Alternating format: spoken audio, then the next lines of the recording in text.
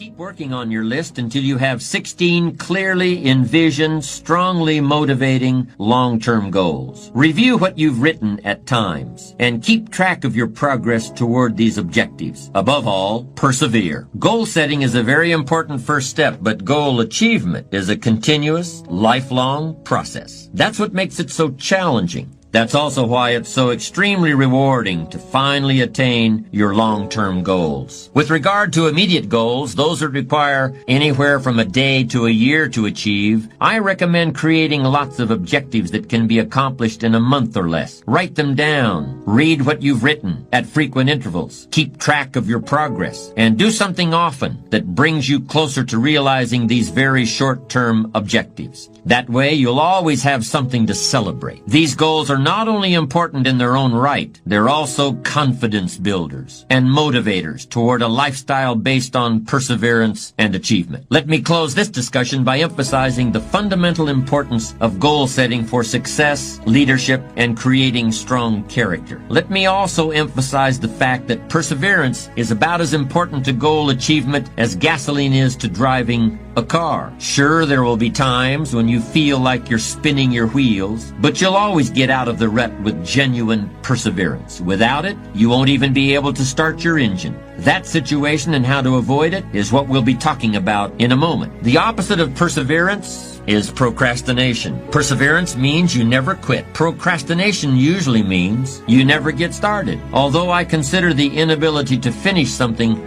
to be a form of procrastination. Ask people why they procrastinate, and you'll often hear something like this: I'm a perfectionist. Everything has to be just right before I can get down to work. No distractions, not too much noise, no telephone calls interrupting me, and of course I have to be feeling well physically too. I can't work when I have a headache. The other end of procrastination, being unable to finish, also has a perfectionist explanation. I'm just never satisfied. I'm my own harshest critic. If all the I's aren't dotted and all the T's aren't crossed, I just can't consider that I'm done. That's just the way I am, and I'll probably never change. Do you see what's going on here? A fault is being turned into a virtue. The perfectionist is saying that his standards are just too high for this world. This fault into virtue syndrome is a common defense when people are called upon to discuss their weaknesses. But in the end, it's just a very pious kind of excuse-making. It certainly doesn't have anything to do with what's really behind procrastination. The basis of procrastination could be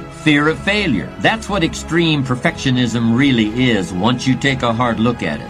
What's the difference whether you're afraid of being less than perfect or afraid of anything else? You're still paralyzed by fear. What's the difference whether you never start or never finish? You're still stuck. You're still going nowhere. You're still overwhelmed by whatever task is before you. You're still allowing yourself to be dominated by a negative vision of the future, in which you see yourself being criticized or laughed at or punished or ridden out of town on a rail. Of course, this negative vision of the future is really a mechanism that allows you to do nothing. It's a very convenient mental tool. Well, I'm going to tell you how to overcome procrastination. I'm going to show you how to turn procrastination into perseverance. And if you do what I suggest, the process will be virtually painless. I'm going to be very specific about how you can do this. A moment ago, I referred to a negative vision of the future as a mental tool for inactivity. If you've been using that tool, I'm going to ask you to toss it aside and start using two other very powerful principles that foster productivity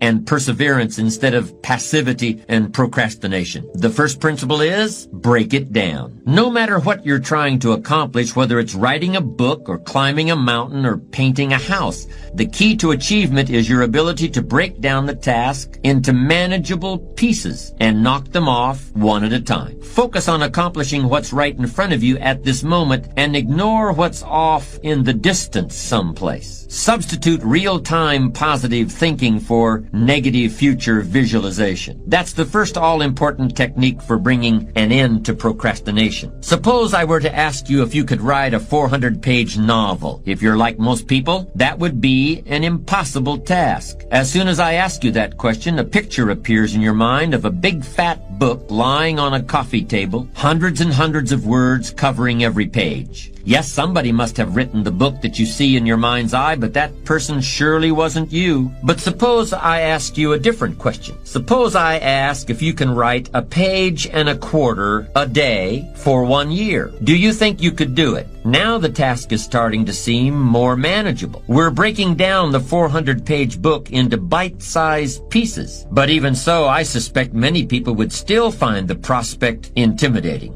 Do you see why? Writing a page and a quarter may not seem so bad, but you're being asked to look ahead 1 whole year. When people start to look that far ahead, many of them automatically go into a negative mode. So let me formulate the idea of writing a book in yet another way. Let me break it down even more. Suppose I were to ask you, can you fill up a page and a quarter with words not for a year, not for a month, not even for a week, but just today? Don't look any further ahead than that. I believe most people would confidently declare that they could accomplish that. And of course, these would be the same people who feel totally incapable of writing a whole book. Then if I said the same thing to those people tomorrow, if I told them, I don't want you to look back, I don't want you to look ahead, I just want you to fill up a page and a quarter this day. Do you think you can do it? 1 day at a time. You've probably heard that phrase. That's what we're doing here. We're breaking the time required for a major task down into 1-day segments, and we're breaking the work involved in writing a 400-page book down into page and a quarter increments. Keep this up for 1 year, and you'll write the book. Discipline yourself to look neither forward nor backward, and you can accomplish things you never thought you could possibly do. One of the beauties of this technique is the fact that you can really take it to the extremes if you have to. If writing a page and a quarter during 1 day still seems too much for you, break it down even more. Try to write 3 sentences in the next hour. Don't look any further ahead than that. Come up with a way of looking at the task that finally seems manageable. Then all you have to do is persevere. Procrastination won't be a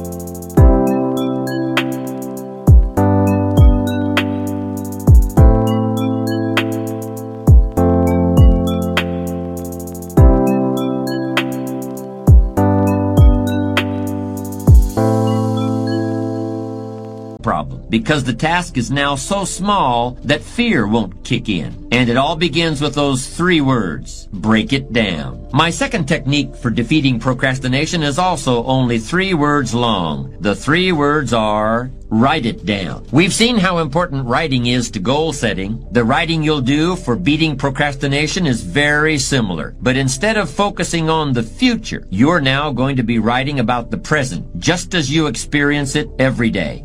Instead of describing the things that you want to do or the places you want to go, you're going to describe what you actually do with your time, and you're going to keep a written record of the places you actually go. In other words, you're going to keep a diary of your activities, and you're going to be amazed by the distractions, detours, and downright wastes of time that you come up with during the course of a day. All of these get in the way of achieving your goals. For many people, it's almost like they planned it that way, and maybe at some unconscious level, they did. The great thing about keeping a time diary is that it brings all this out in the open. It forces you to see what you're actually doing and what you're not doing. The time diary doesn't have to be anything elaborate. Just buy a little spiral notebook that you can easily carry in your pocket. When you go to lunch, when you drive across town, when you go to the dry cleaners, when you spend some time shooting the breeze at the copy machine, make a quick note of the time you began the activity and the time it ended. Try to make this notation as soon as possible, but if it's inconvenient to do it immediately, you can do it later. But you should make an entry in your time diary at least once every 30 minutes. And you should keep this up for at least a week. What else do you have to do to gain the benefits of this extremely powerful productivity technique? Nothing. You don't have to do anything else at all. It's just a process for making yourself aware of how you actually spend your time. You will naturally